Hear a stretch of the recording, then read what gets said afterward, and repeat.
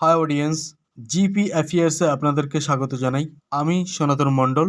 তুর্কি এমন একটা দেশ, পৃথিবীতে যতগুলো দেশ ভারতকে ঘৃণা করে 1 থেকে 3 পর্যন্ত যদি নাম গুনি, তার মধ্যে তুর্কির নাম আসে। অথচ ভারত কোনোদিন এদের সঙ্গে যুদ্ধ করেনি, ভারত কোনোদিনও অ্যান্টি তুর্কি স্টেপ নেয়নি। তা সত্ত্বেও এরা সব থেকে বেশি ভারতকে ঘৃণা করে। এরা দীর্ঘদিন ধরে পাকিস্তানকে সাপোর্ট করে। হ্যাঁ, সাপোর্ট করায় কোনো খারাপ কিছু নেই, তাই বলে কাশ্মীর নিয়ে উল্টোপাল্টা মন্তব্য করা, বিনা কারণে ভারতের সমালোচনা করা, এই পর্যন্ত ঠিক ছিল। কিন্তু এরা ভারতকে অ্যাটাক করার জন্য পাকিস্তানকে অস্ত্র সরবরাহ করা শুরু করেছে। শুধু তাই না, যাতে করে ভারতকে ভেঙে টুকরো টুকরো করা যায়, তার জন্য বিভিন্ন স্টেপ নিতে শুরু করেছে।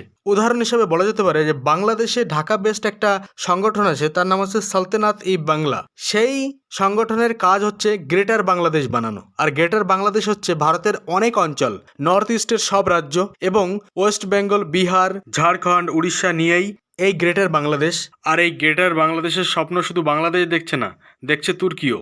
এই গ্রেটার বাংলাদেশ বানানোর জন্য তুর্কি বাংলাদেশকে সমস্ত রকমের সাহায্য করে যাচ্ছে। উদাহরণ হিসাবে বলতে গেলে তুর্কির একটা এনজিওর নাম উঠে আসে, যার নাম তুর্কিশ ইউথ ফেডারেশন। এরা বাংলাদেশকে সাপোর্ট করছে, সালতানাতি বাংলাকে এরা সাপোর্ট করছে বিভিন্নভাবে। রিসেন্টলি নিউ দিল্লিতে তুর্কিশ ন্যাশনাল ডে সেলিব্রেশন ছিল, ভারতের কোনো প্রতিনিধি তাতে অংশগ্রহণ করেনি। উল্টে সেই দিনই তুর্কির শত্রু দেশ সাইপ্রাসের ফরেন মিনিস্টার ইন্ডিয়া এসে ভারতের ফরেন মিনিস্টারের সঙ্গে বৈঠক করেছেন।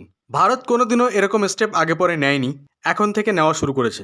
তুর্কির যে শত্রু দেশগুলো আছে, যেমন সাইপ্রাস, গ্রিস, আর্মেনিয়া, ভারত এখন ঠিক করে নিয়েছে এদের সঙ্গে সম্পর্ক মজবুত করবে। আর্মেনিয়াকে অনেকদিন ধরে ভারত অস্ত্র সরবরাহ করে যাচ্ছিল, এখন থেকে যে আর দুটো দেশ সাইপ্রাস এবং গ্রিস, এর মধ্যে গ্রিসকে খুব তাড়াতাড়ি ভারত অস্ত্র সরবরাহ করা শুরু করে দেবে। এদের কোনো দরকার ছিল না অকারণে ভারতের পেছনে লেগে ভারতকে রাগানোর। এখন তুর্কি মহাচিন্তায় পড়েছে যে ভারতের ব্যাটেল টেস্টেড ওয়েপন্স যদি গ্রিসের কাছে চলে আসে, তাহলে তুর্কির অবস্থা খারাপ হয়ে যাবে। তুর্কিতে যখন ভূমিকম্প হয়েছিল 2023 সালের ফেব্রুয়ারি মাসে, তৎক্ষণাৎ ভারতের এয়ারক্রাফট C-17 রেস্কিউ টিম নিয়ে তুর্কির উদ্দেশ্যে রওনা হয়েছিল কয়েক ঘন্টার মধ্যেই। সঙ্গে ভারত পাঠিয়েছিল 150টি তাঁবু, 30টা বেডের হসপিটাল সেট আপ করা যায় এমন ব্যবস্থা, সঙ্গে এক্স-রে মেশিন এবং শীতের পোশাক। তাছাড়া আরও অন্যান্য অনেক কিছু ভারত পাঠিয়েছিল।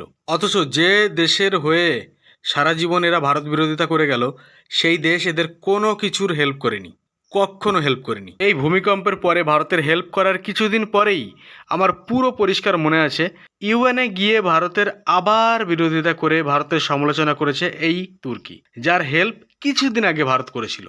আমার পুরো পরিষ্কার এখনও মনে আছে। অথচ পাকিস্তান জীবনে কোনোদিন এদের হেল্প করেনি, কোনোদিন এদের বিপদে সাহায্য করেনি। তা সত্ত্বেও এদের পাকিস্তানিদের প্রতি এতটা ভালোবাসা আর ভারতীয়দের প্রতি ততটাই ঘৃণা।